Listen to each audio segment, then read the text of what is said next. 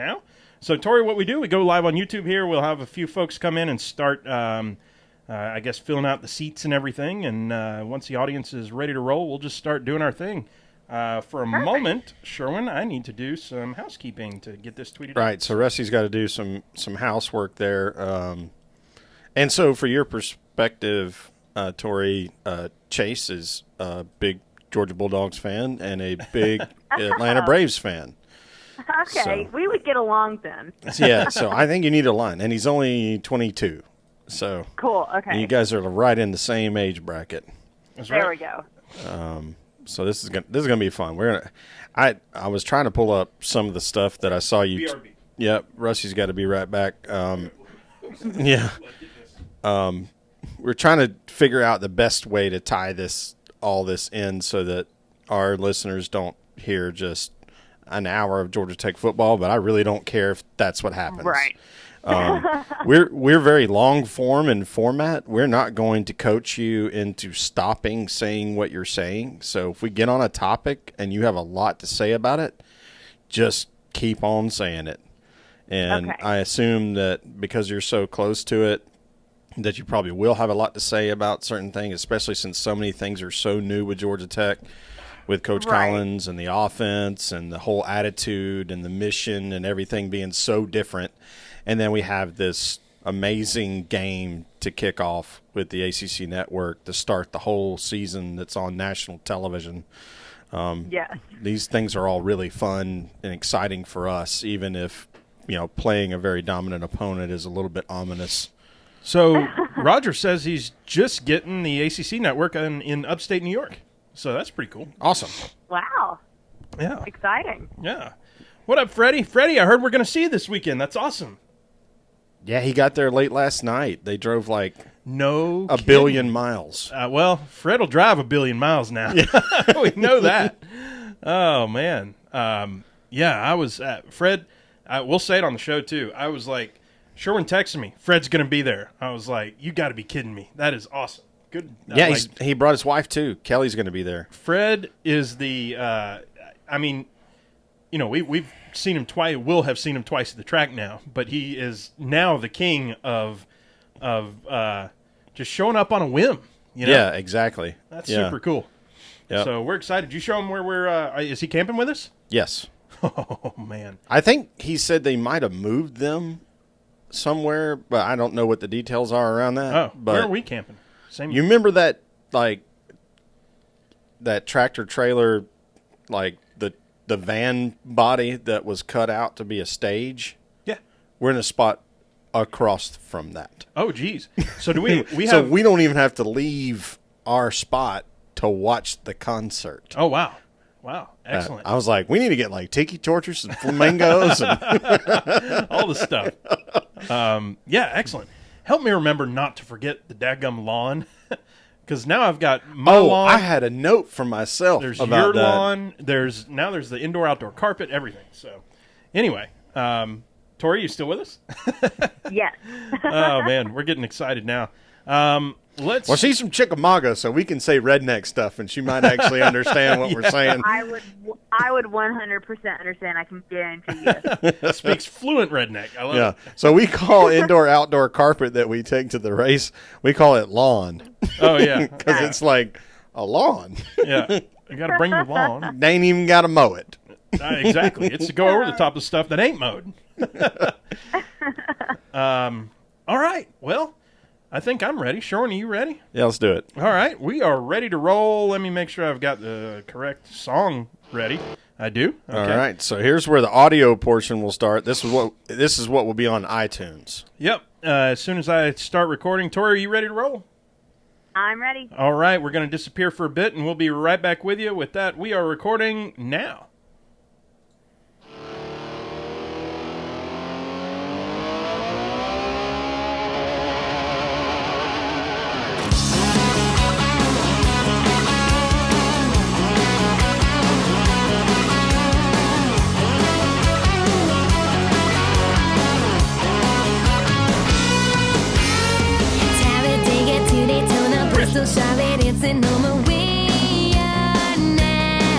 Welcome, yo!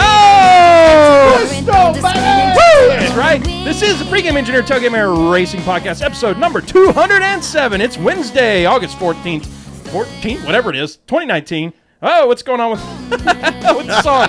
Oh, I messed it all up. Hey, Here this we is go. what happens when we take 2 weeks off. Right? I'm Tailgate Mayor Rusty Wallace. I'm in the PTM Podcast Studio with Pregame Engineer Andrew Show. What's up, dude? I'm excited. I'm glad we're back. I don't like taking a week off. I know you don't either, but sometimes that happens. Yeah. Part of life. We'll talk all about that here in a moment. Before we do that, y'all know what the deal is. This podcast is sponsored by you. That's right. You go to patreon.com/PTM. Join the Watch Drink Club for as little as $1 a month. Get that free koozie and stickers. Best part is every cent in 2019. Once again, donating to sponsoring drivers. So join the PTM Posse today. Be a part of the sport you love. This week's show brought to you by our official sponsors at the $5 and up per month level. Those are Laura Henshaw, Aaron Bearden, Robert Keppinger, Coleman, Claire Kepner, Ryan Kiefer, Patrick Cleary, Jeff Brown, Brendan Crowd, Kathleen McDonald, Stacey Wright, Brendan Carl, Rika Porter, John Bob Les Miller, Julie Bosley, John Pearson, Eddie Greer III, Younger Motorsports, David Mullins, Patrick Johnson, Brett Morris, Crystal Smoke, Fred Rosado, Chad Knapp, Stacey Coleman, Matthew Camford, Lisa Chanana, Rick Houston, Todd Oliver, and Sarah and Barry. Woo! Got it. That's a good list. Got it. Sherwin, you said it. I am super excited to be back on the show after our little hiatus last week. Y'all, I was sick as a dog. And I know we've got folks, Sherwin, in like the medical field that listen, several nurses and stuff. Oh, yeah. And I don't know, maybe some doctors out there. But I got to tell you, I damn near went to the hospital. I don't know at what point, like if you break something, you go to the hospital or, to the urgent care or whatever it is, right? Yeah. Like if you have a sudden thing that happens, that's just what you do. You go to the hospital. But when it's gradual to the point that, like, I don't know where that line gets drawn to, like, I need to go to the hospital for this or something. Is this an outbreak situation or? Yeah. I woke up one evening in, like, a pool of my own sweat, and I hurt everywhere. And it was some of the worst. That's the definition of a bad fever. Pain in my head that I've ever had. And I was like, all right, tomorrow morning, if I still feel like this, I'm either going to be dead or I'm going to go to the hospital. Yeah. I woke up the next morning and I felt better. So I was like, I guess I'm getting better. I don't know. So it takes that kind of thing for me not to do the show, y'all. So for what it's worth, I'm back from the dead. I'm feeling good. I was trying to figure out what it was that caused it. And I was like, well, let's see. I got on an airplane. I went to New Orleans. I was on Bourbon Street. Then I got into a swimming pool with a bunch of kids that were in it. And then I went back on Bourbon Street. Then I got back in another airplane. It's a wonder if you don't get sick, I guess. So it's a lot of exposure. Yeah, it is. So with all that, y'all, we have an extra special guest on tonight. We're going to divert from our usual standard operating procedure here. And you know what? We got college football coming up, Sherwin. Kickoff in, 3-4 weeks? Something like that. 3 weeks? 15 days. 15 days. There it is. 3 business day weeks. Yep. So with that, we're going to talk a little bit of college football to start this thing off. Tonight's guest, she's a departure from our normal programming, as we've said. With the college football starting soon, we want to welcome to the show beat writer for The Athletic. Y'all know what that is. Covering all things Georgia Tech on Twitter at Tori McElhaney. It's Tori McElhaney. Tori, what's happening? Hi, you guys. I'm so excited to be on. We're excited to have you. Did I butcher the name, or was I close enough? You were close enough. McElhaney is McElhaney. the way to say it. H. But it was really close. Okay. It was so close. All right. I'll take a B- then. Yeah, okay. Story of my life. B-. Yes. Tori, we start this show the same way every time. What are you drinking on tonight? Angry Orchard. Angry Orchard, my gal. All right. Got the spicy stuff in the house. Have you ever put a shot of Fireball in your Angry Orchard to make an apple pie? Oh, yes. Oh, yes. Yeah. She was doing that before you knew what it was, Sherwin. Probably. Well, Claire was the one that showed me it. I'd never seen it before. Did I put anything in it? I was, for sure. Awesome. Sherwin, what do we have on deck tonight? It looks like a pretty standard order for us these last few weeks. Got some Jim Beam White Label, the good stuff, and with a White Claw mixer. This time it's Ruby Grapefruit. So nice little dry bourbon drink with a mixer that already has booze in it. So yay for us. Yeah. This is good decisions written all over it. Actually, though, I really, really like this one, the grapefruit one. over what we've done. Oh, in the past. yeah, The it's grapefruit good. It's really good. I really like grapefruit drinks, as it turns out. What was that other one we were drinking on? It don't matter, but there was something. Well, I mean, like grapefruit like beer. if I'm making or... a screwdriver, I'd much rather Ooh. have grapefruit juice Now than you're orange thinking. juice. Yeah, that's working Yeah. with your noodle right there. Sherwin, let's talk some football. What do you say? Why not? That's what we're here to do. Tori, you are our connection into Georgia Tech football at this point. Let's talk about it. New coach for Georgia Tech, new offense. Y'all hang in with us. We'll be talking NASCAR in a little bit, but hey, this is our show, dadgummit. We're going to talk when we want to. New coach, new offense, new outlook. What's the scoop? Oh my goodness! I mean, where to start? It really. A little background on me. I started with the Athletic a year ago, last August, after covering the Braves for MLB.com after I graduated from college. Oh, cool. And yeah, so I was with the Athletic just as a general assignment contributor for about 3 months, and then our Hawks beat position opened up. Our Georgia Tech beat writer got moved to the Hawks, and then I got moved to Georgia Tech. So I came on starting covering Georgia Tech. The beginning of November is when I think I was officially full-time. And I honestly can say that it feels like I have covered two completely separate programs in the year that I have been covering Georgia Tech. Well, that's cool. Did you have occasion to work with Ricky Mass at all when you were with the Braves, or did y'all overlap or no? We did not, I don't think. I met so many people last summer that we very probably could. I probably could have met him, and I probably forgot. Yeah, it's all good. He's a guy that's been on our show several times. He's a strong supporter, a good friend of ours, and his dad used to race in NASCAR, so we've had him on a couple times too. I was just curious. So yeah, I sounds like a cool person. So we've said it before. My wife works for Georgia Tech, and she does institute events like commencement and convocation. Matter of fact, they have convocation coming up because a whole new class of students coming in. Her office is in the stadium, and Tori, I think I've told the PETM posse this before, but her office is in the stadium, and it sits next to the workout room for athletics. So okay. she, I've been asking her, what's going on? What's the difference? And she goes, now lots of bleep words right here, right? We would have to bleep out about 3 seconds. And she goes, the bleep and bleep and bleep whistles that go off every freaking 2 seconds. This new coach, him and his whistles. I'm going to take that whistle and I'm going to shove it bleep and bleep and bleep. So it's a wild child, huh? Yeah. So it sounds like, and here's the thing: Paul Johnson had a lot of fire. Everybody, I think that's one of the reasons he was around for so long. People really loved, or at least fan wise, really loved the fire that he brought all the time, and the not so subtle sarcasm that he had, and so. It was interesting to me to hear that there's more noise going on right now, at least in practices and workout rooms and stuff, than there was before. Have you been seeing any of that stuff? 100%. It's really interesting Drink, because Coach Collins, he allowed the media to come and spend a whole entire day going with the coaches through the coaches meetings and going through the player meetings, and then spending the whole entire practice time kind of on the sidelines watching what they do. And I've been able to do that twice now. I did it once in the spring and then did it last week. And it really and truly so their first meeting, the coaches meeting, is at 6:30 in the morning.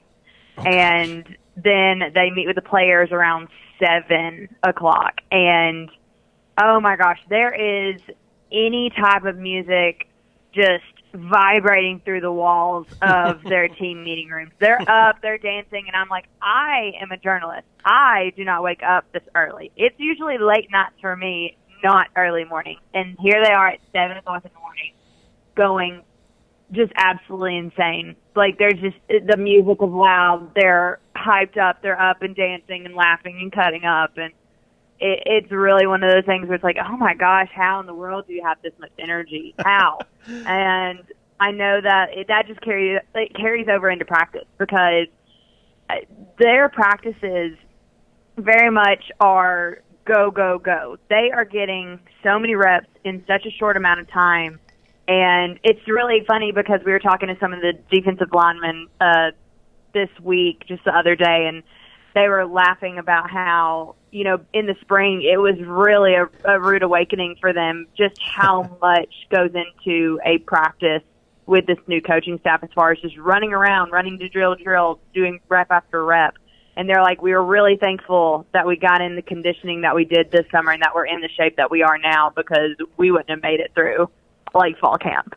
Sherwin, you sent a picture to we have this sort of friends group that we text each other with, and Sherwin sent a picture of who was it? Well, maybe you don't have to name names, but I got to tell you whatever they did in the off season is like one.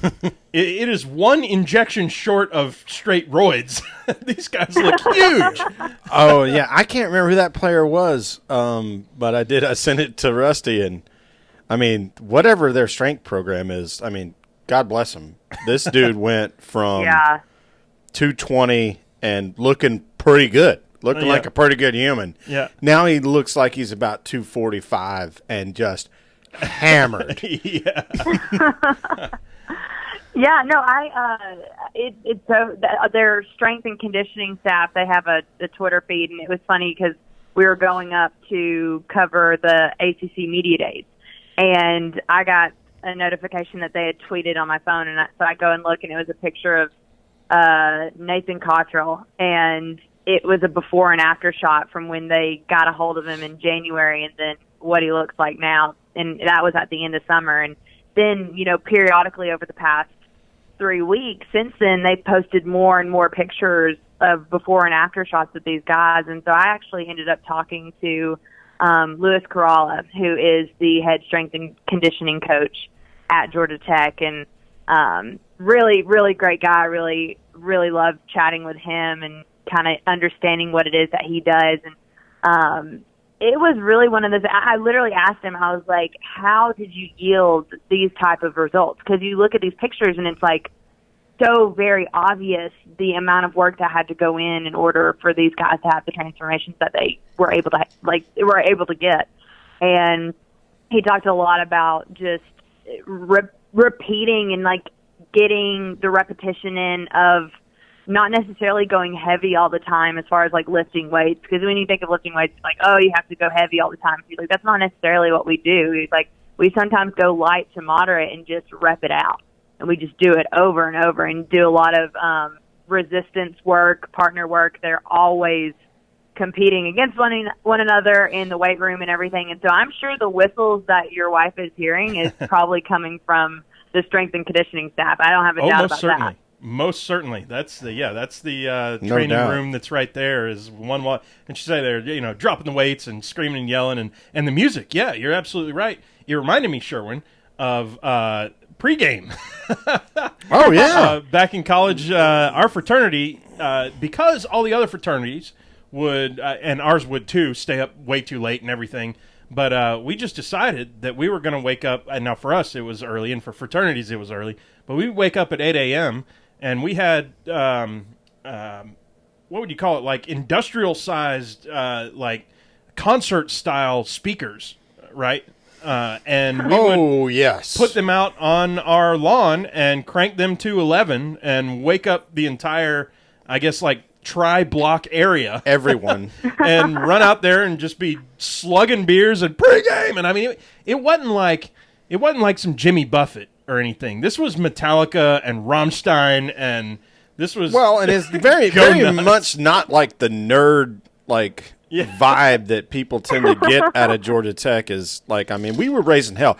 There were dudes that would crank the lawnmower up and push it through the house to wake people up. Like, wow. Yeah, like, it's game day. Pregame, get up. There weren't no math problems being done on Saturday morning. That's right. Yeah. Oh man. Yeah. It's funny you talk about the before and after from January to now. Sherwin, I had a few months off in between working, starting in January, and like the only thing I have to show for it's like a new high score in Mario. You know, like I'm still fat and ugly. Like, Right. I could have gone gangbusters on trying to get fit, but You I don't know what to could say. have, but you could just have fun. Yeah. Love life. Play some It Mario. is what it is. Play some Mario Kart. yeah, You know, we need to play some golf.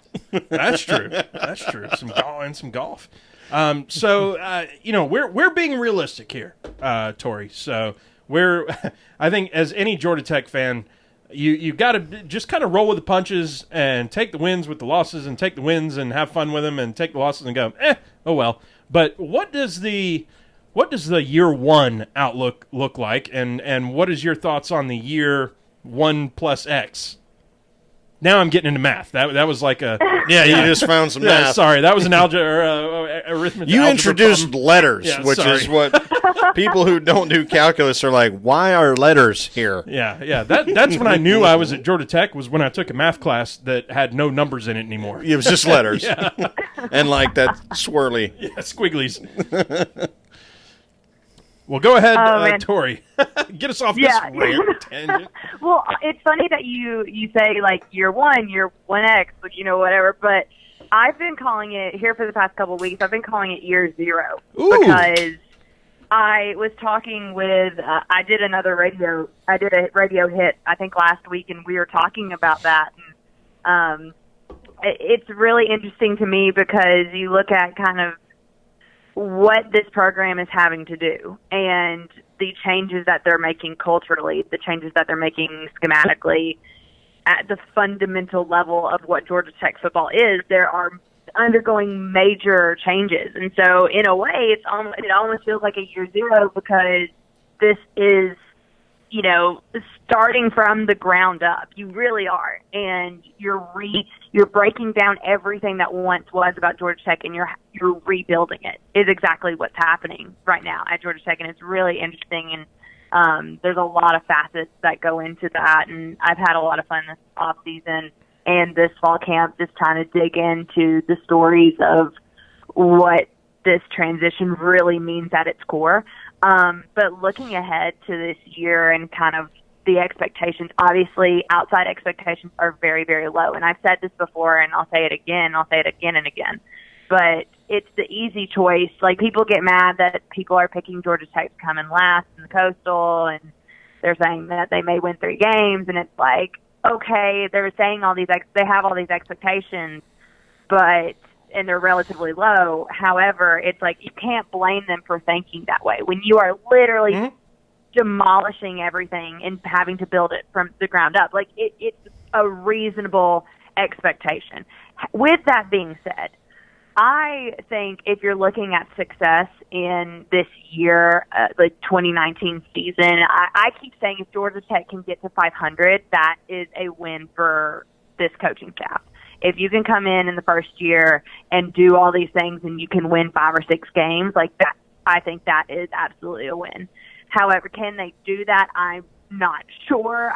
You look at kind of what the Coastal is right now and just the fluctuation that is the Coastal division of this conference, and how you've had a different team win every year for the past 6 years. It's been a different team, and so you're looking at that, and then you're looking at they open up with Clemson, they close out at Georgia or against Georgia, and you know the caliber and the toughness that those 2 games alone are going to be. And so for me, when I'm looking at it, I'm like, okay, what are other ways that we can gauge success for Georgia Tech? It has to be on the recruiting trail. They have to get recruiting back up.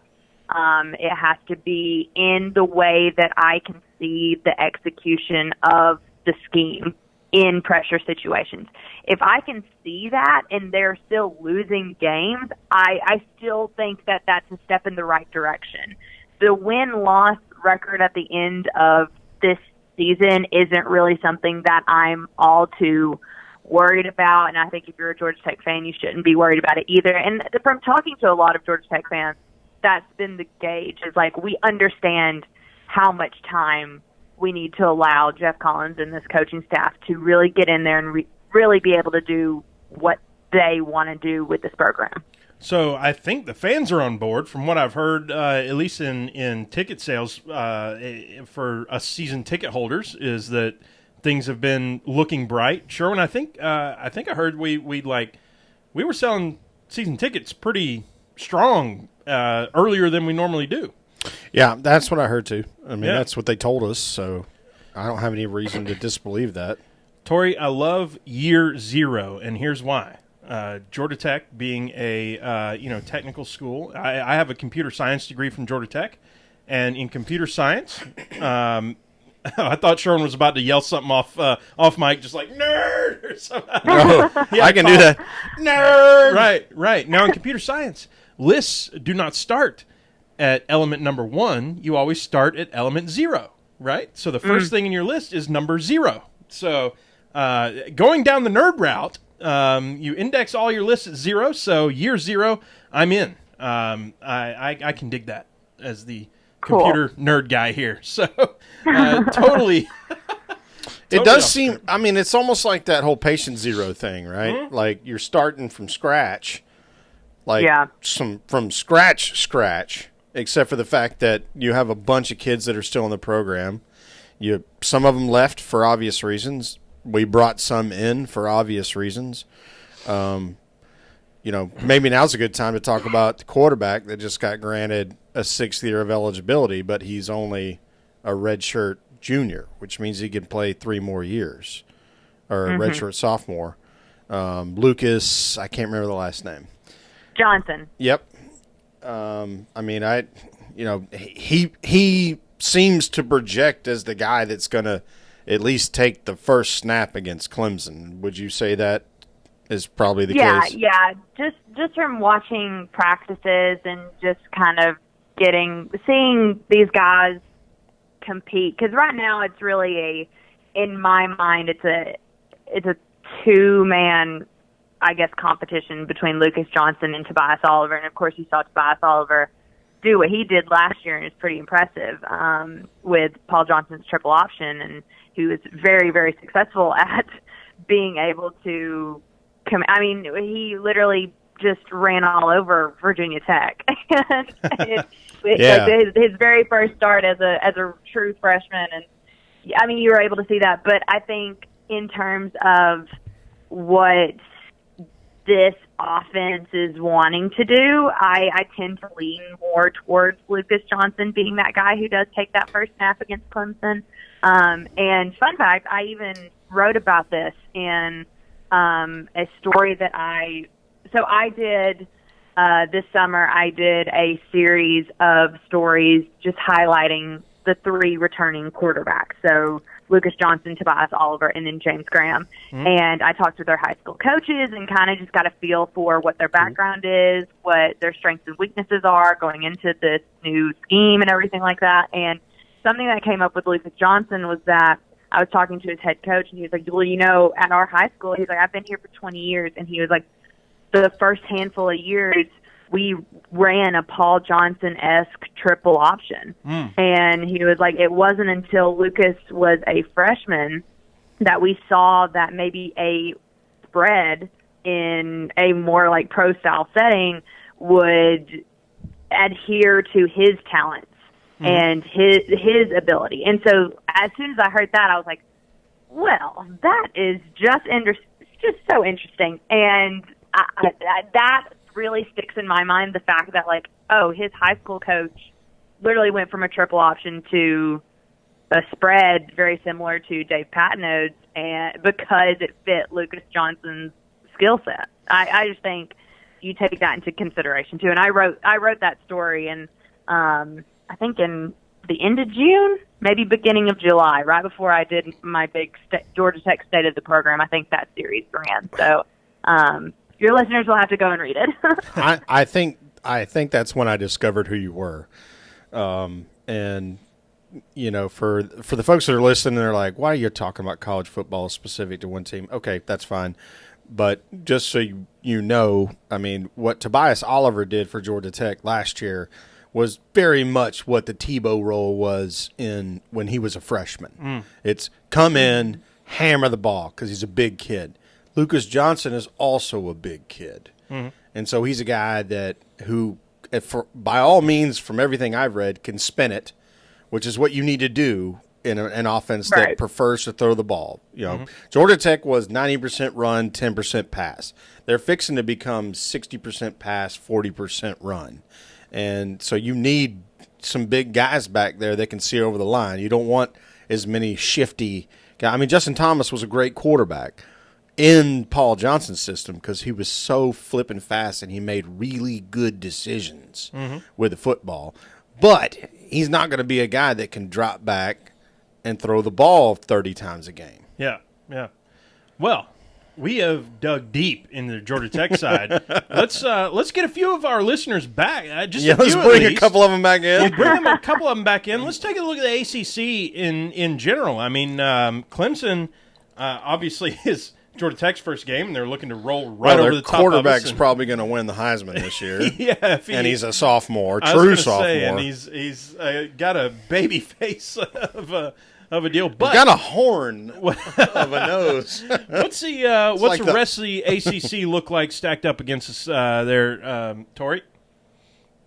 Oh man, well, I think obviously Clemson opening up with Clemson. It's so funny to me because I've been calling it the biggest trial by fire of any first-year head coach in all of college football this year. Can you imagine? You literally painting the picture that Jeff Collins comes in, he literally lays waste to everything that was Georgia Tech football and is rebuilding everything from the ground up, and you're opening it at the reigning national champions' home field. It's mind-boggling to me how Georgia Tech got this draw and everything, and which I know, obviously scheduling happens years and years, and so, advanced, and you don't know exactly what's going to come to pass. However, it's just it's very interesting to me how this all came to pass. But looking at the rest of the ACC, especially the Coastal, I think the Coastal is still going to be in pretty much the same shape that it's been in for the last few years anyway, where it's anyone's game in a way.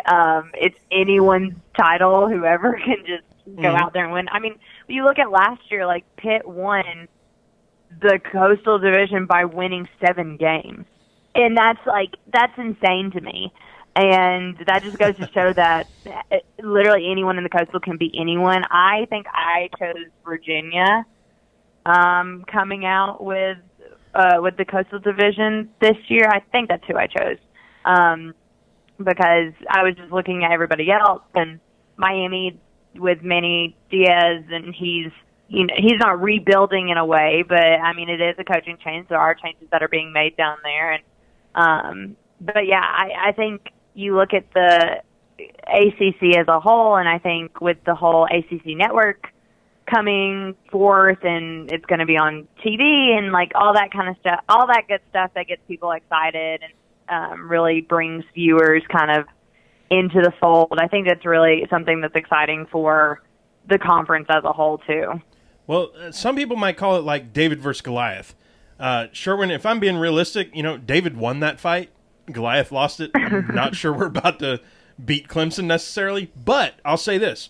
I'll call it prison rules, right? Yeah. When you go to prison, aren't you supposed to beat up the biggest dude or at least take a swing at him, right? Isn't that the whole thing? Yeah. You take a swing at the biggest dude in the prison, you're going to get your butt whooped, but you at least get the respect. Yeah, that's the Ali Sadiq rule. You beat somebody's ass on the first day and you'll be fine. Right. So find the biggest dude.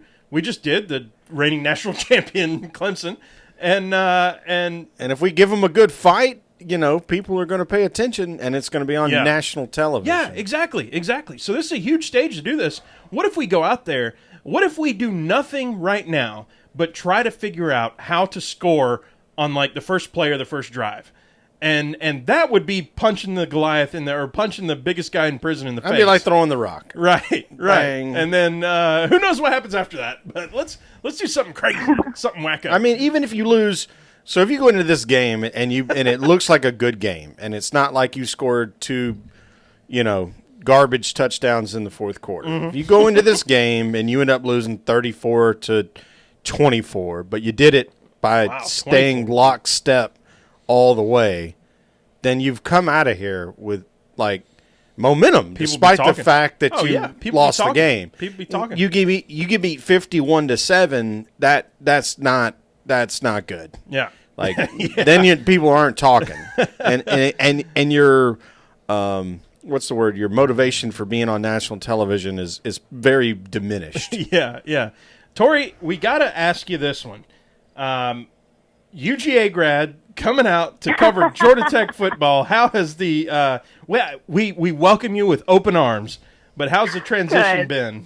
Oh my goodness. Well, I'm not gonna lie. At first, it wasn't all that great. I feel like at first the fan base itself, granted, obviously, a new person coming on the beat, the Athletic being new and not many people knowing kind of what it was at the time. It was, I'm not going to lie, it was a little bit of an uphill battle, and there were a lot of things that were said, and I didn't even really think that it was Tech fans. I think it was a mixture of maybe Tech fans, Georgia fans, mad that I was covering Tech, and Georgia Tech fans mad that I have graduated from Georgia. It was a bunch of different things, and so that first month and a half was pretty difficult, and there were some times where I was like, I don't know why people don't like me. I'm trying my best. This is my first full-time job out of college. I just want to write and tell stories. And there was a time where I literally called my best friend and I was like, I just don't get it. I'm trying so hard. And, but then, honest to goodness, the best thing that could have happened for me was Paul Johnson retiring, because honestly, it was it was a situation where the eyes were no longer on me. They were on this coaching change, and then I was kind of just the person whose name was on a byline, and I was giving people the information and telling the stories that they wanted to read and see. And but I still, to this day, and the thing about it is I have had so much outpouring of just encouragement and support over the past probably 2 months. I've really, really worked hard to try and figure out what it is that this fan base wants and craves in coverage, because I honestly, Georgia Tech's fan base is a very different beast and animal than many other fan bases that I have covered. And so it's really about knowing your audience, really trying to figure out what it is that fans want to read about. And so I feel like once I got a better gauge and understanding of that, my stories have been better. Also, just being around these players, they get to see me, and I'm not just a person that holds up a recorder to their face and asks them questions. I actively want to tell their stories. I want people to know about what they've been through in their lives, because that's really what The Athletic is about, is really diving deep and bringing forth the stories that people actually want to read, and not just someone rolled an ankle. So I think here recently I've just had so many people say such nice things, and I'm so appreciative of everybody who does reach out and say really, really nice things. And it's been good. I feel like really have turned a corner here the past maybe 2 or 3 months, and I'm very, very excited about getting to tell more of these guys' stories and all that kind of stuff. But I'm not going to lie, at first it was not fun. It was very much an adjustment, and I still to this day get people we don't think that a Georgia grad should be covering Georgia Tech, and I'm like, here's my whole thing about that is I understand that. I understand that this is one of the biggest rivalries in college football. I totally get that, and I get that I graduated from Georgia and I'm covering Georgia Tech. I understand that. However, my argument is I went to Georgia, yes. So obviously I know a ton about Georgia Tech. I know so much about Georgia Tech because of the rivalry. And wouldn't you rather have someone who knows your program, knows the traditions of it, knows what makes the audience craves the stories that they get. And wouldn't you rather have someone who knows your program than someone who maybe comes from Timbuktu, Oregon, who has no earthly idea about anything about Georgia Tech and what makes it special as a program?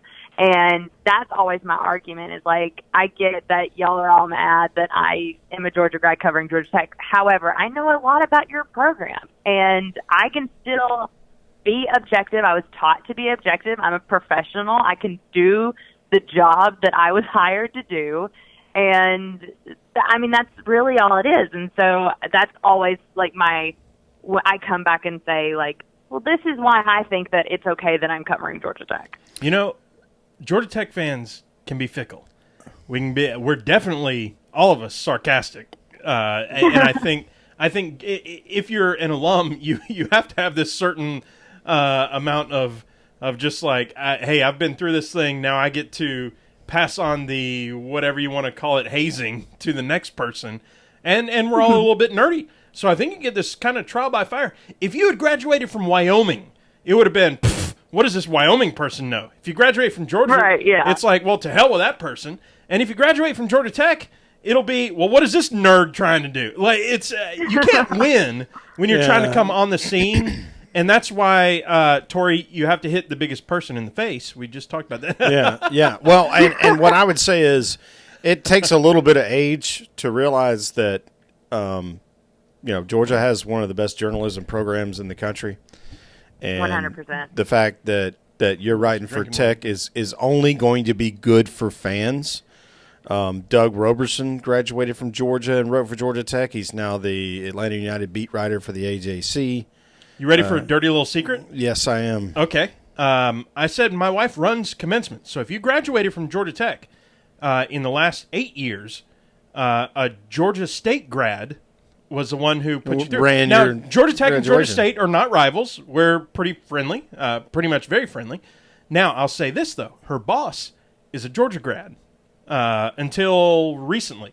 If you graduated from Georgia Tech in the last 10 years, you were pretty much ceremonialized, or whatever the word is. I'm a math guy, not a vocabulary guy. Georgia Tech versus, by a Georgia grad. So there you go. Yep. So, you've got that stain on your diploma, sirs and madams. Professionalism is professionalism. If you do a good job, it doesn't matter where you came from. That's right. Right. Well, with that, Sherwin, we've had some fun doing this. Let's start talking a little bit of NASCAR. What do you think? Yeah, as much as Tori can stand. I've had it in my head so many times I wanted to mention Corey. Oh, yeah. Talk about that for a second. Yeah. So we had Corey Ryan Forster on the show a couple months ago from Well Read Comedy. And Sherwin, go ahead. Yeah. So I was like, do you know who this person is? Talking about you, Tori.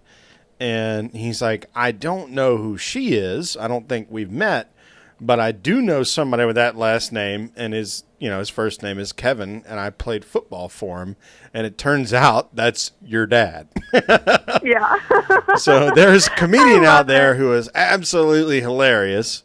Put politics aside. We don't do politics on this show, but it was just really funny because I was texting you and I was DMing him and I'm like, are these the same people? And it was like, yes, Chickamauga's not a big place.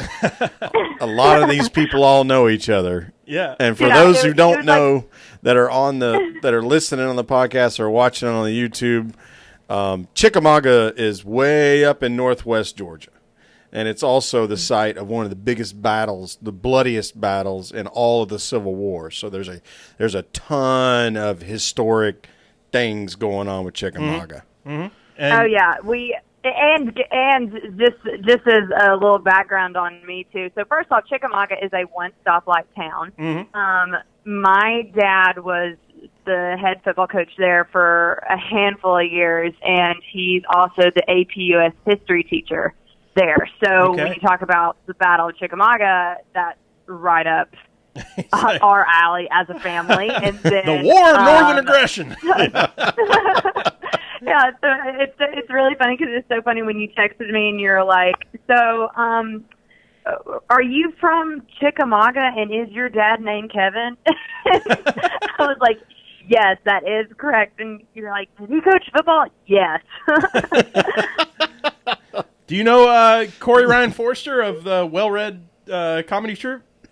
I do. I know of him. We've never met. I'm going to have to tell my dad about this, though. I'm going to have my dad listen to the podcast, so shout out to my dad.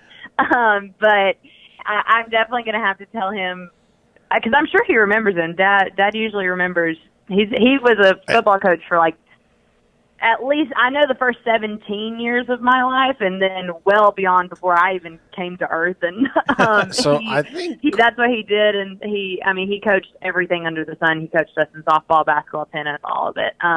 But I am sure that he remembers. Yeah, I think Corey is about 10 years older than you are. Okay. Well, he's somewhere around in there. He's 32 or 33. You'll remember. I got to imagine Corey's like a person you remember. But he is so funny that everybody probably knows who he was. Right. So, hey, well, if he's listening in, Daddy McElhaney, we're, what's up, buddy? Yeah, what's up? Thanks for hanging. What's up, Coach? Yeah, how about it, Coach? Let's do this. Let's start talking some NASCAR. Here we go. It's time to tear it down. Sherwin. First period, so it's been 2 weeks. And there's so many things about me missing last week. Yeah, that's why hurts. I was like, it hurt my soul. Oh, it hurt. It didn't just hurt my soul. It hurt like the parts of me that should have gone to the hospital for, right?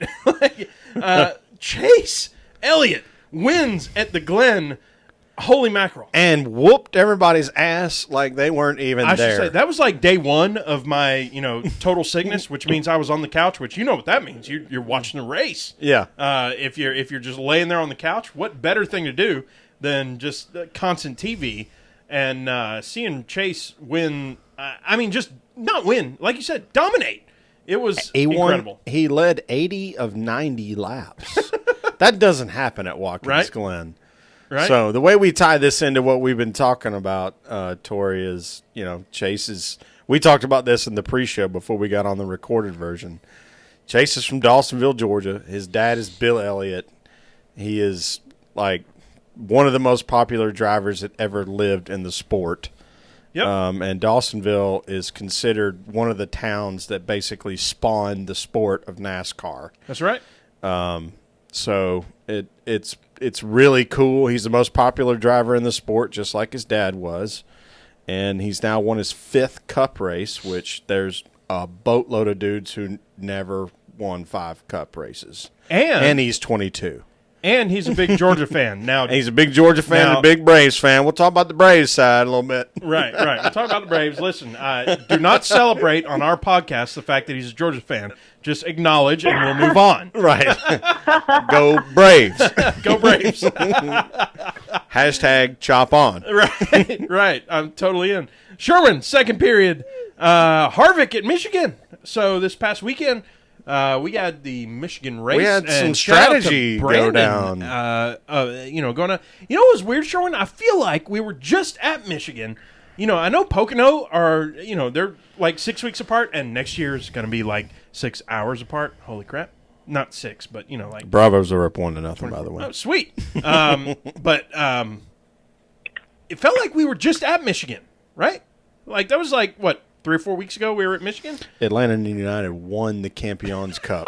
Sorry, I keep interrupting you, but I'm done with that. Okay, Sorry, I'm done with the current events. Over here. Yeah. Hey, distraction. Oh, Michigan, though. Harvick takes a win, so good for him. Yeah, he whooped some butt. Actually, you know what? What does this mean? SHR is on point right now, huh? They went an entire half season without doing anything. They're speeding up, but Clint, he blasted the wall again. Yeah, I don't know what to say there. But, Harvick is... He wasn't slow, he just, whoops. Yep. So, real happy for Brandon over at Lap Traffic and doing his thing. And Kathleen, and golly, how many people do we know that are Harvick fans? Yeah, we know a lot of Harvick fans. Harvick fans, shout out to you. Right front tire. That's right. So, good on y'all. I don't know what else to say about the Michigan race. It was fine. It's the best Michigan race that we've had in probably 4 years. except for the spring race, which only that because we were I was there for. Exactly. I mean, exactly. Proximity matters. Objectively but speaking, in I don't terms know. of on-track product, I thought it was a good race. I don't understand why anybody was mad about it because it looked good. It looked good to me. I mean, I still think we're waiting for the surface to age enough that people can't take 2 tires. Yeah. I was going to say that tires matter, and it's not fuel mileage, and we're not, getting into something. But I hear you there. On to third period. So we're bringing you back in, Tori. Okay. Georgia Tech fan David Reagan retires from full-time racing. Sherwin, what's the impetus here? I think he was probably told that now was a good time to go because how old is he? I don't know how old he is. He's basically I think he's a couple years younger than we are.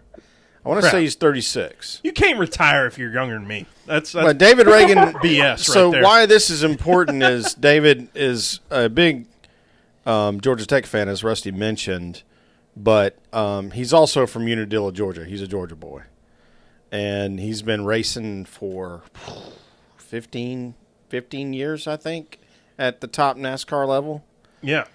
You know what's cool about that to me is if you name... And we met his dad, by the way. Oh, yeah. Yeah, we sure did. At the... what's his name? He's 33. Okay. Wow, that's way younger than us. What's his name? It was not Kevin, Keith? Keith Reagan? What's his daddy's name? Oh, Ken. Ken. I had the K at least. Yeah. Yeah, we met his daddy. Yeah. Because he's like the guy at the. He's like the tire guy Yeah. for the U.S. Legends at Atlanta Motor Speedway. That's right. So, what was I about to say? Oh, I know what it is.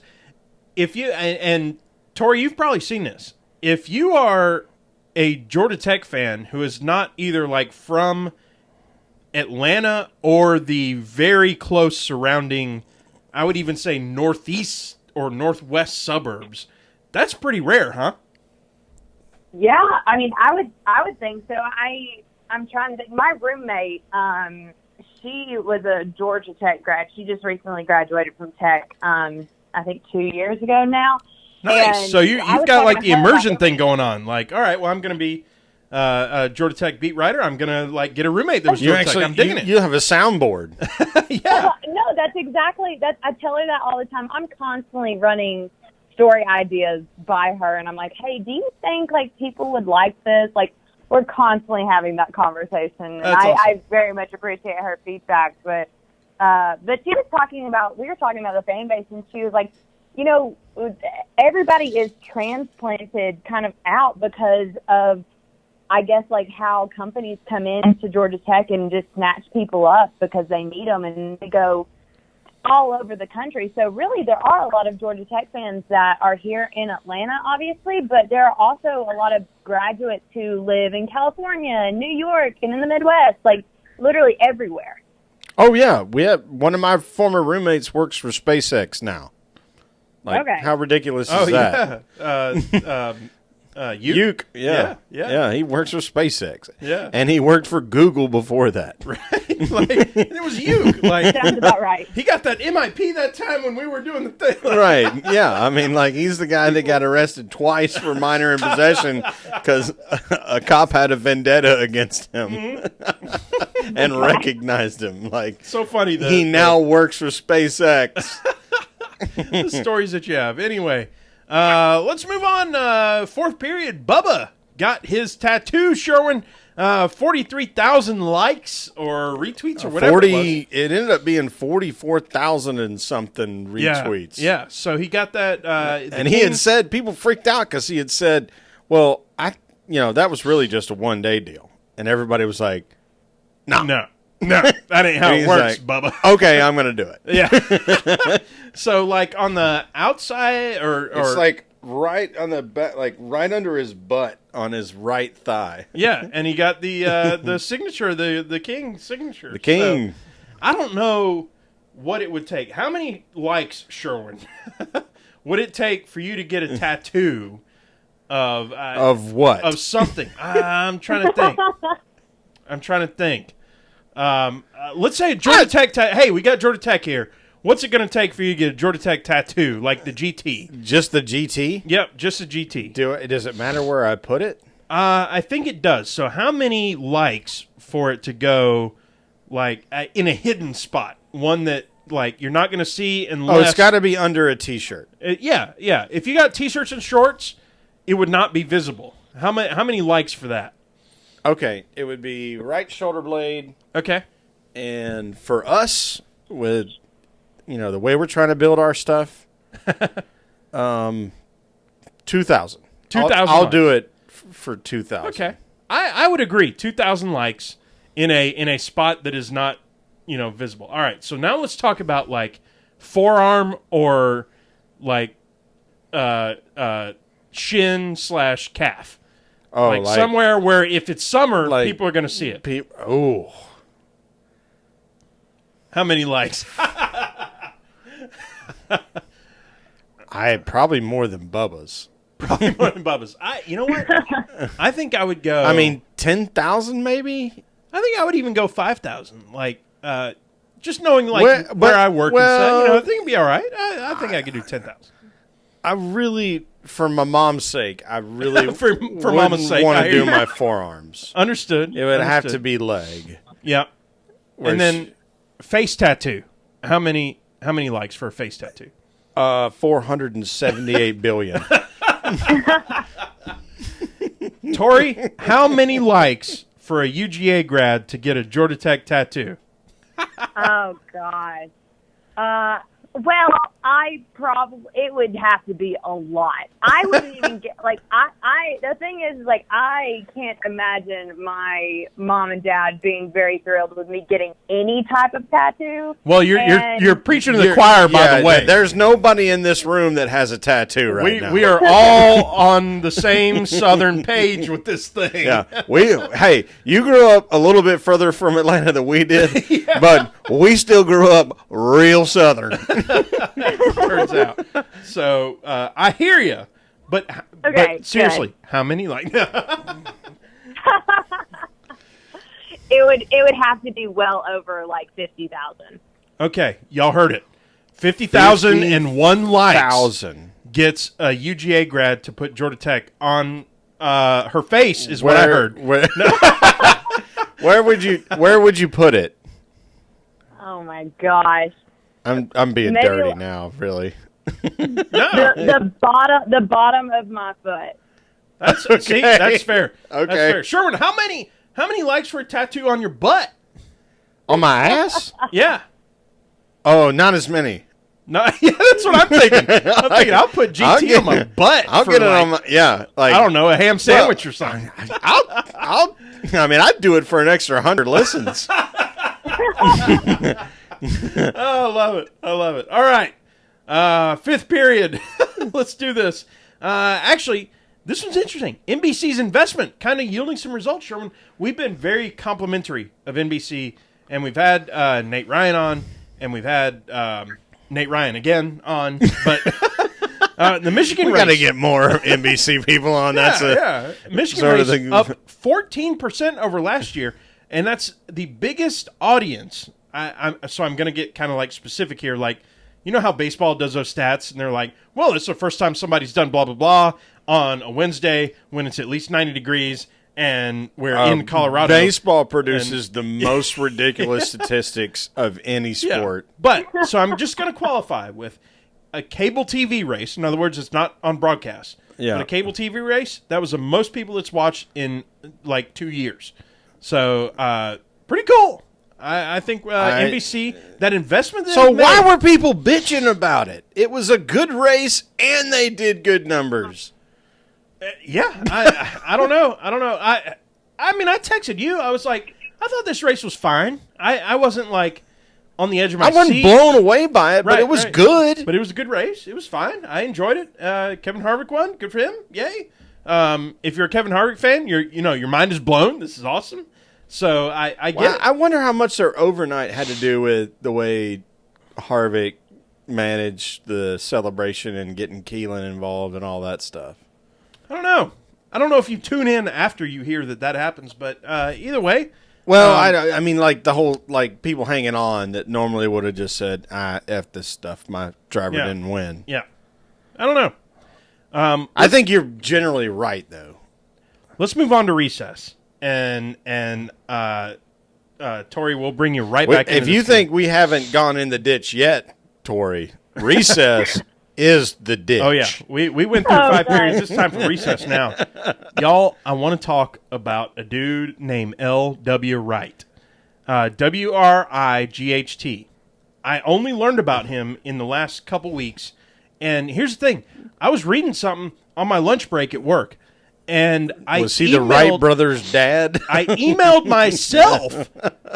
I wrote a letter to myself to say, you need to talk about this on the show because this is so cool. That's funny. I did not know that this had happened. And I mean, I'm not saying a student of the sport. I'm not like eyeballs, deep into stuff. Is racing or football? But no, racing. Okay. And I know, but I generally know what's going on. I generally know, the 79 Daytona 500 and the Talladega race where they, boycotted and all this 66, stuff. I think. Yeah, I mean, all this different stuff, but I'd never heard of L.W. Wright, y'all.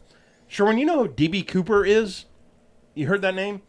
D.B. Cooper was that guy who hijacked that plane back in the 70s, and he jumped out with a bunch of money in his backpack and a parachute. Yeah, parachute. And he parachuted down, and nobody has ever seen him ever again, and nobody has found his body or anything. They found a few, of the dollar bills and stuff that were apparently traced to the ones that they gave to him for that hijacking. But the whole thing is, nobody knows who D.B. Cooper is. Here's the thing. In NASCAR, nobody knows who L.W. Wright is. I was going to say, I never heard that name before. So here's the thing. April 1982. It was about 6 months or 8 months after you were born and 3 months before I was born. April 1982. Yeah, Yep. It was 14 months after I was born. 14, whatever it is. So here's what he did. Some guy named William Dunaway, it doesn't even matter, he contacted this Nashville newspaper to tell them, hey, there's this driver named L.W. Wright, and he is going to be racing in the Winston 500 with Music City Racing. He's this 33-year-old dude. He's got 43 Busch Series starts. He is the man, and he's going to be running. He's got backing from Merle Haggard and T.G. Shepard, the Merle Haggard. These folks are going to sponsor him. Well, there ain't no other Merle Haggard. Right. Not like Merle Haggard, Jr. from Louisiana or anything. We're talking about Merle Haggard, right? And T.G. Shepard. Right. Not a whole lot of those guys running around. So, D.B. Cooper / L.W. Wright, he wrote a check to NASCAR for a competition license. He got his license. So right? $2,500 probably. Maybe not even that much back then. Folks were NASCAR was like, we don't know who this guy is, but he paid the money, and he evidently there's right to work laws in North Carolina or whatever. Oh yeah, or in Tennessee. Alabama. Or Alabama. So NASCAR, Talladega, yeah. NASCAR had to allow him to race if he could pay, and so he paid. And qualify. And got a capable car. So he bought a car from Sterling Marlin. So Sterling Marlin said, yeah, I'll sell you a car. He bought a $20,000 car at the time with $17,000 in cash and a check for the remainder. And so... God, that's really cheap then. Yeah, it was really cheap. So... I mean, even a Busch car cost $35,000 back then. Now, he paid with a check the rest of the $3,000 extra to Sterling Marlin, about $2,000 to Goodyear for tires, about $1,200 to another driver for some parts, some amount of money for racing jackets and all this other stuff, right? He did this newspaper interview to promote himself, and he did all this stuff, right? So he ended up running. He qualified and everything. He crashed in practice, but repaired the car and everything. Qualified 36, and then he was ordered during the race. 13 laps in. This is at Talladega. 13 laps in, he was ordered to, he was black flagged because he was going too slow. So he finished 39th and technically received $1,500 in prize money. At that point, L.W. Wright got in a car, left, and nobody has ever heard from him ever again. Ever. Ever. That is an awesome story. All the checks that he wrote bounced. Didn't exist. They did. Right? So everything. Now, Sterling Marlin did get the $17,000 in cash, but he got $3,000 in check, right? That didn't happen. And then he wrote checks to everybody else, Goodyear and everybody else, wrote him a check, raced, got black flagged, parked the car, and left. Left the car. Ghosted everyone. Ghosted. So here's the thing. Some of those folks hired a private detective to try to go find the guy. Never found the guy. Not happening. Not back in the 1982. Maybe today you can find him. If somebody tried that today. L.W. Wright has one race on racingreference.info and on Wikipedia and stuff. He has one race, Talladega, 1982, finished 39th place, and otherwise nobody knows who he is. How about that? Well, that is an absolutely fantastic story, and I want to piggyback that really quick to bring Tori back in for the Georgia Tech reference. There is a really historic car owner named Raymond Parks, Tori, that started his career running moonshine. And his very first job, once he decided he needed to move to Atlanta in order to stop shine and get into a legitimate business, his gas station was where the Campanile is in the middle of Georgia Tech's campus at the end of Hemp Hill Drive before they reach, So there's been a movement in the last couple of years to try to figure out how do we, build a sponsorship for Georgia Tech students to get into racing. It's not come to fruition yet, but I thought that was a good tie-in. He was into moonshine because that's NASCAR. That's NASCAR. how it was born. That is NASCAR. Sherwin, I think we'll run over the. Let's do the Ask PTM questions next week. We are running out of time, and I want to be respectful of Tori's time here. And let's go ahead and guess it up. Okay. There it is. Boom. It's Bristol, baby. Woo! It's Bristol, baby! You know it. Campsite. Who's going to be there? Sherwin? We already talked about Fred. Holy crap. Ted Sanders, Fred. Wait, Ted's coming? Yeah. Go.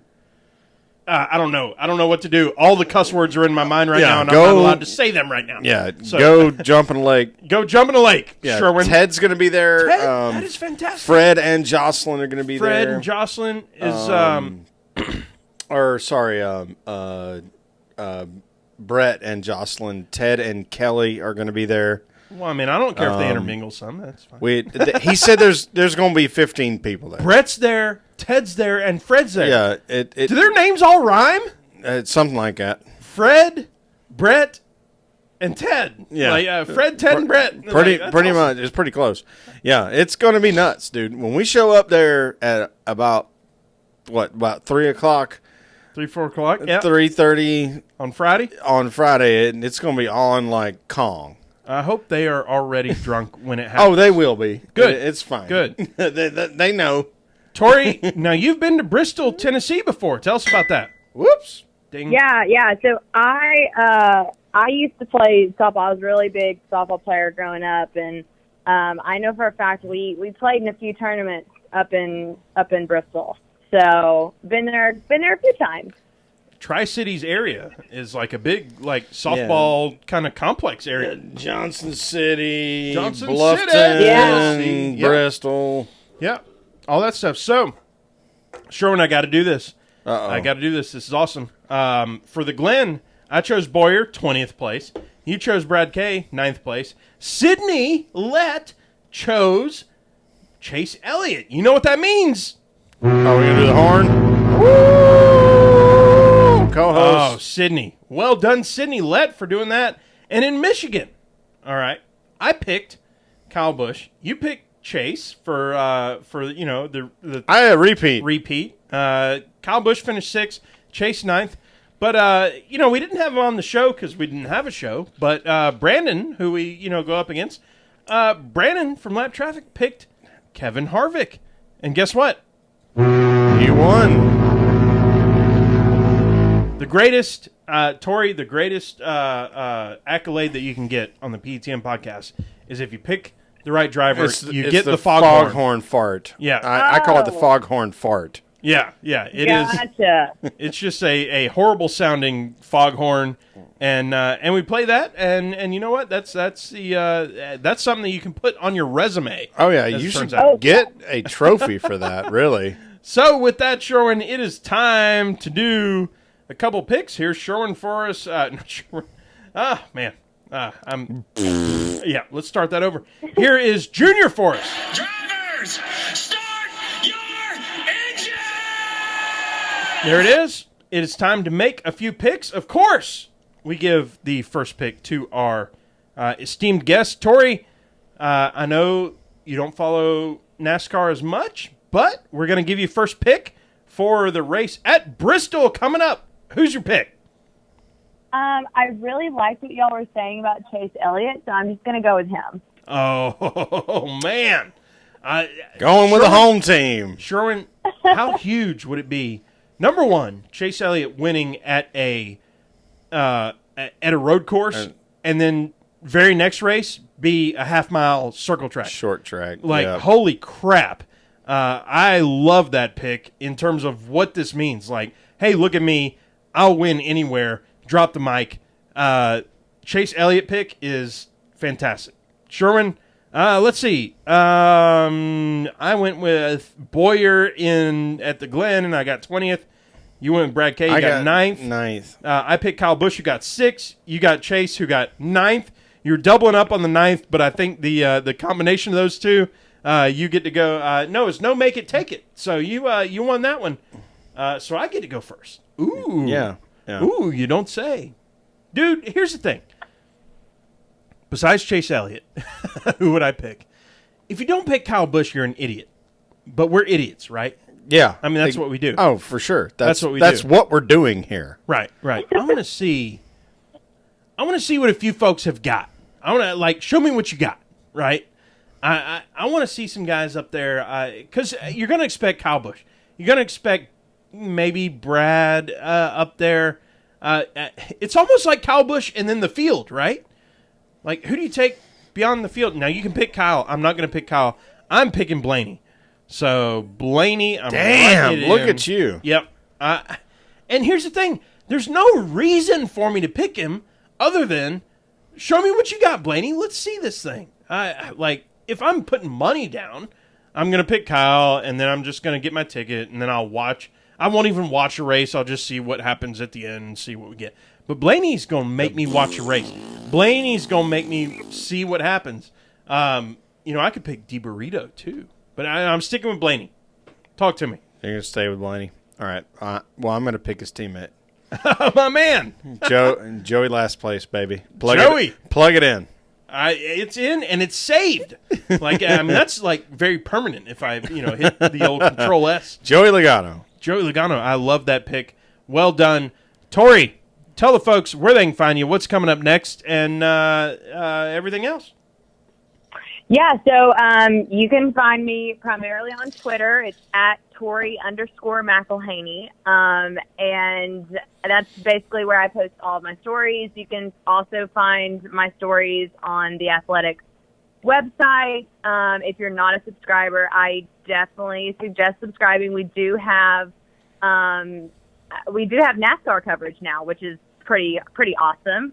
And so there's something for everybody. You get access to literally anything and everything that we cover, which ranges from soccer to college football to Major League Baseball to boxing, literally everything. We're constantly expanding, and so you'll have to check us out if you aren't a subscriber already.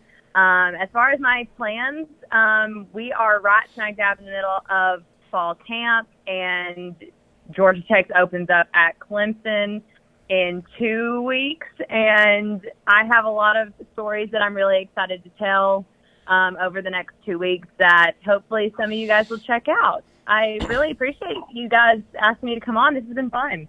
That's awesome. We got a good friend, Jeff Gluck, who's doing motorsports, as well as an analytics person, David Smith, who's and Jordan joined, Bianchi. and Jordan Bianchi has joined the Athletic on the motorsports side of things. So definitely y'all pay attention to the Athletic.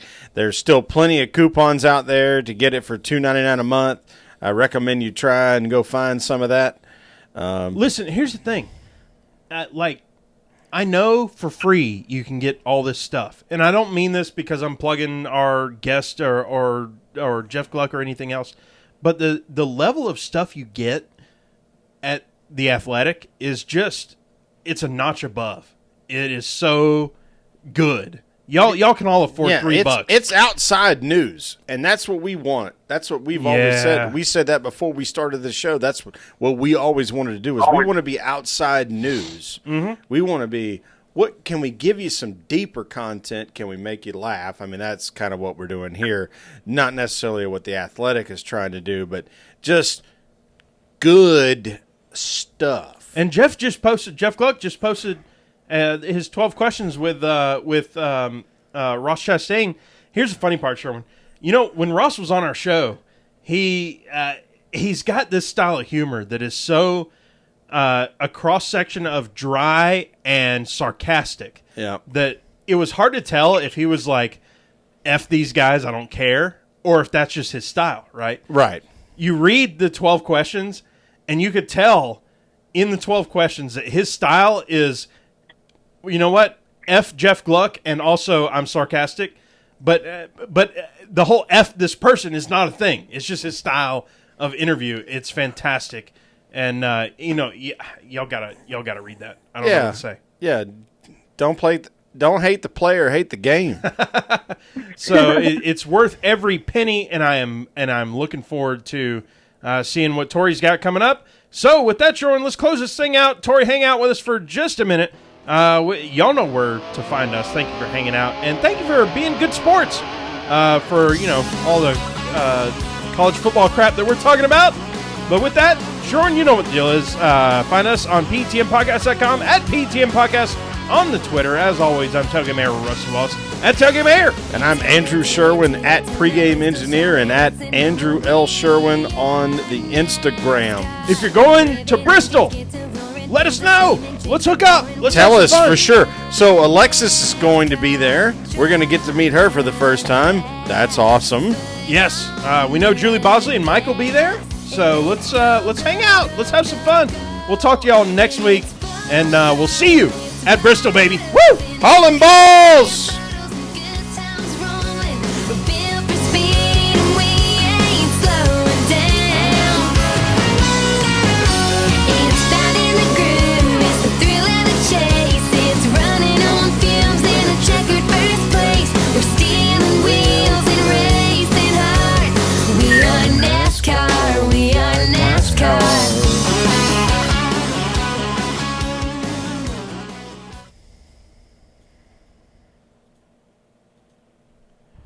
Tori, are you still with us?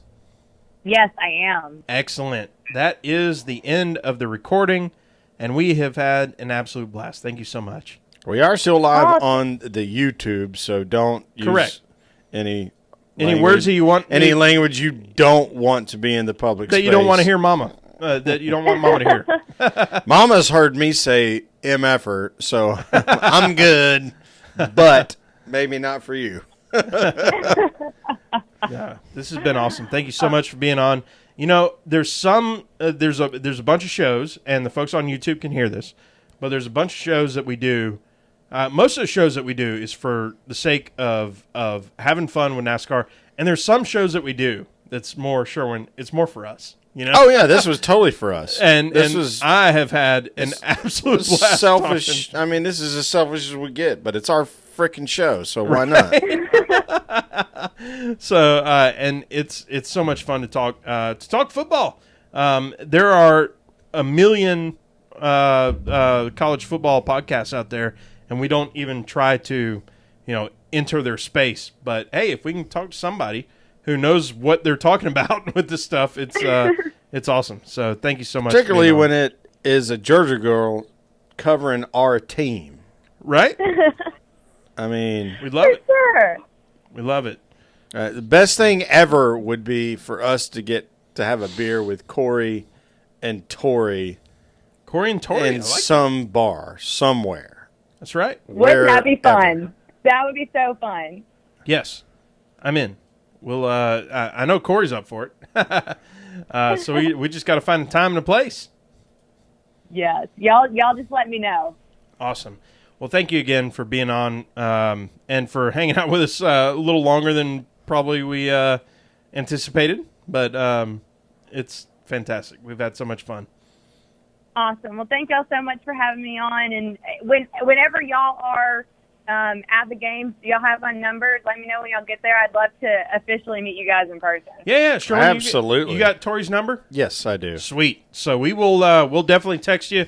And we go to every home game that is not over a NASCAR race that we are attending, which only tends to be like the first or second one of the year. But we'll be around. So we're looking forward to seeing it. We got lucky this year. We're not going to miss one. That's right. Based on the schedule. What's crazy is November, Tori. November is like we have 4 games in November out of 5 weekends. Yeah, it's nuts.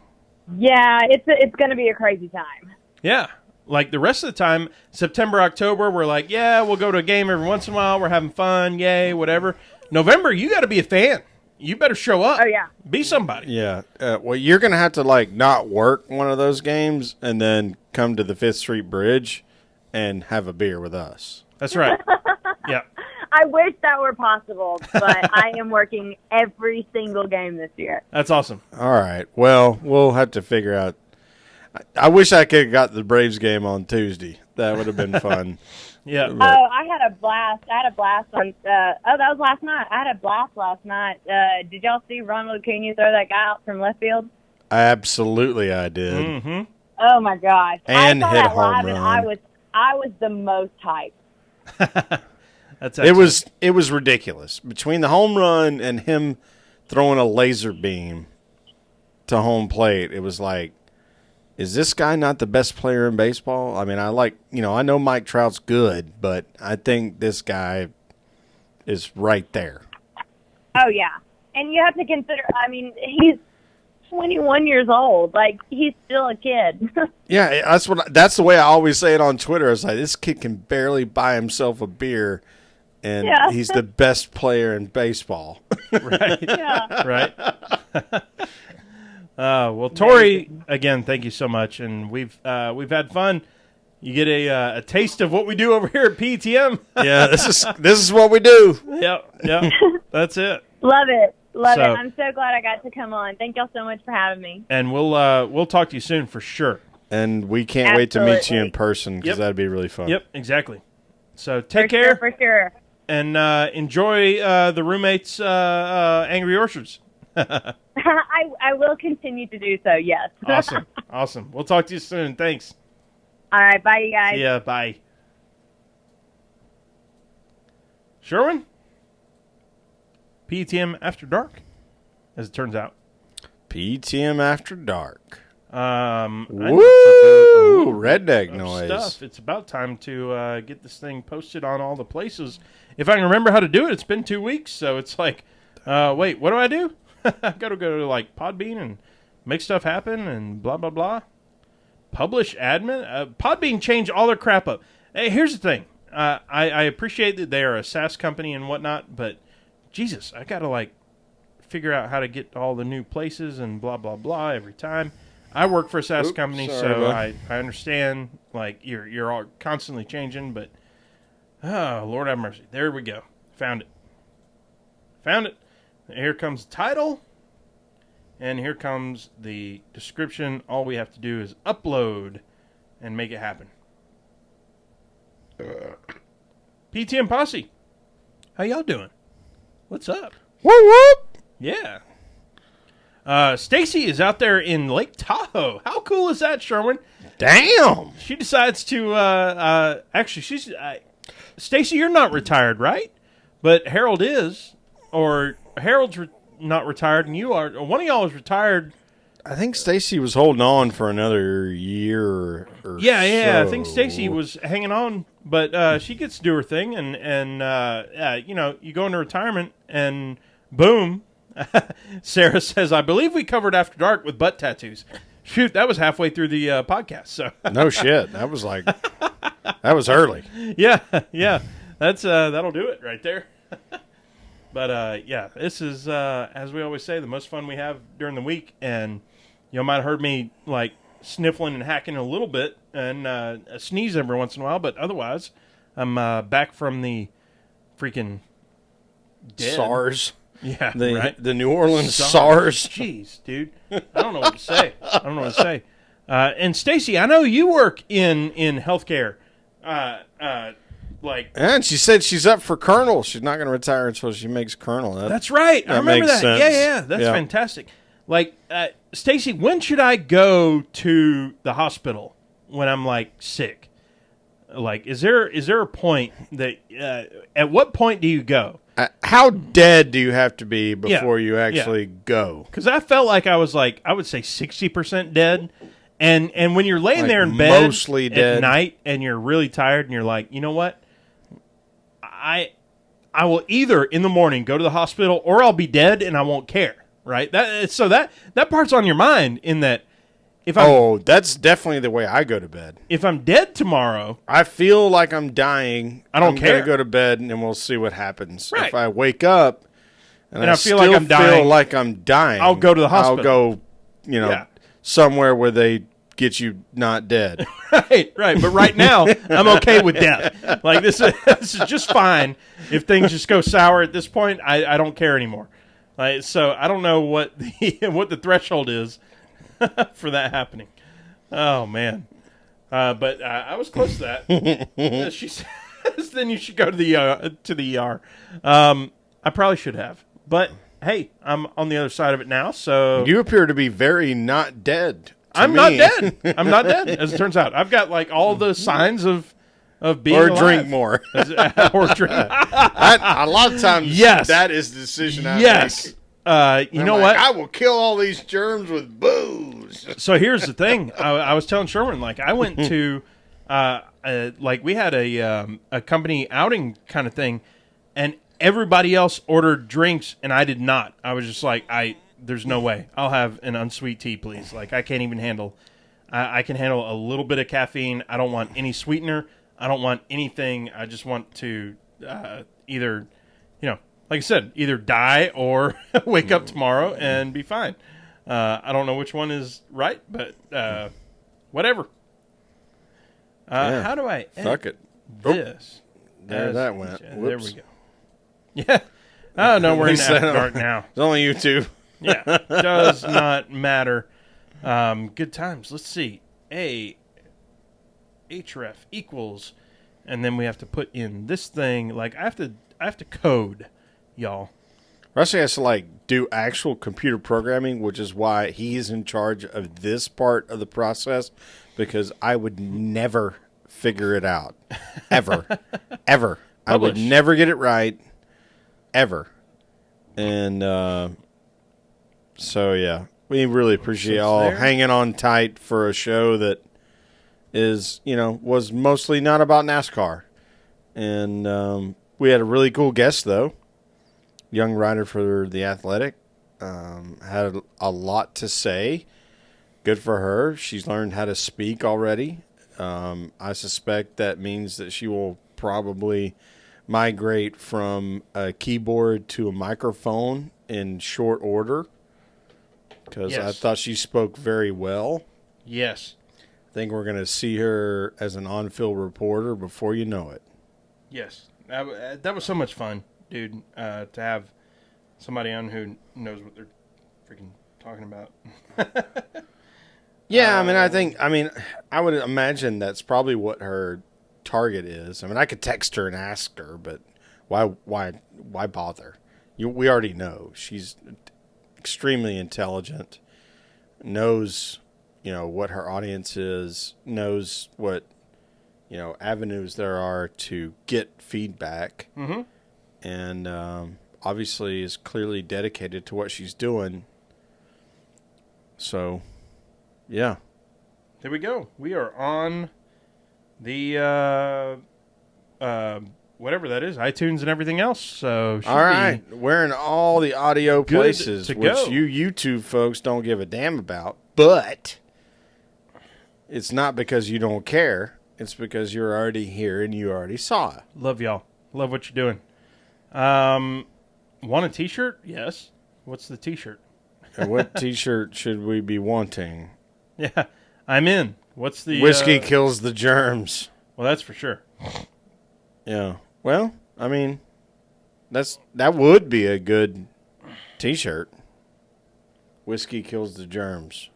I like that. Whiskey kills germs. Yeah. You just pour a little bit on your little guy and then you're good? Or what? August 14th. Whoa, not 314th. Hell, Stacy's asking for sizes. Don't go make T-shirts, goddamn. I mean, that would be cool, but... And then I need this. I mean, if that's like our new team name, then hell yeah. Whiskey kills the germs. You know, team whiskey kills the germs. Yes. Okay, there's the iframe, which means I can put that here. Oh, it's like where the hell does that go? They have them for sale. Like it already exists. That's actually hilarious. I like that it figured out that I wanted to do HTML. So if I go to PTNpodcast.com.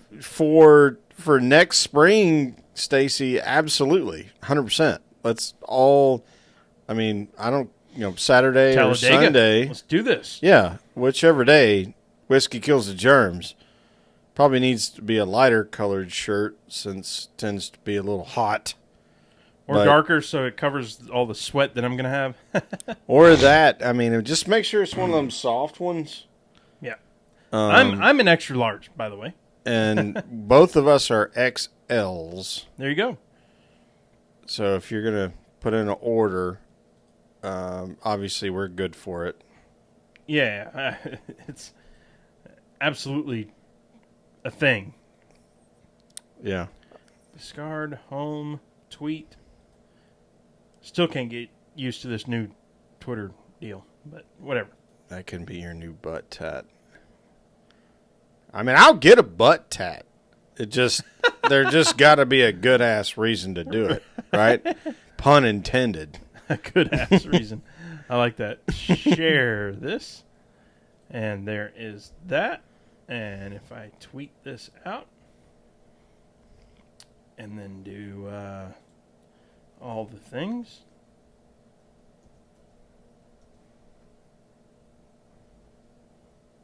And press the button.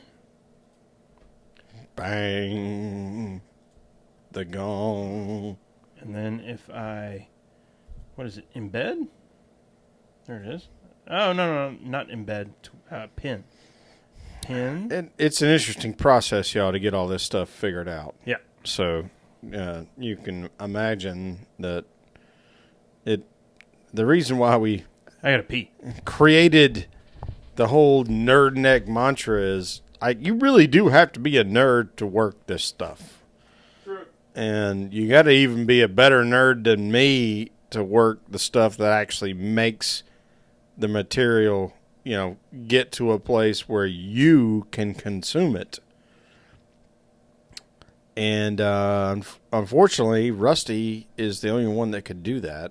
And I have no interest in learning to do it. So he has to do it. And he also drinks faster than me, so he has to pee. And that's part of this process too. So there's that. So empty chair over there. What's going on with y'all? Large was tied on Harold. Yeah, extra large. Extra large for both of us. That's what we said, Stacy. Extra large for both. X. I'm back. L. I'm back. We're big old boys until we aren't anymore. And then we'll let you know when we're not. Full time, Atlanta United over Club America, 3-2. I think we talked about that. What's the Braves? Braves score.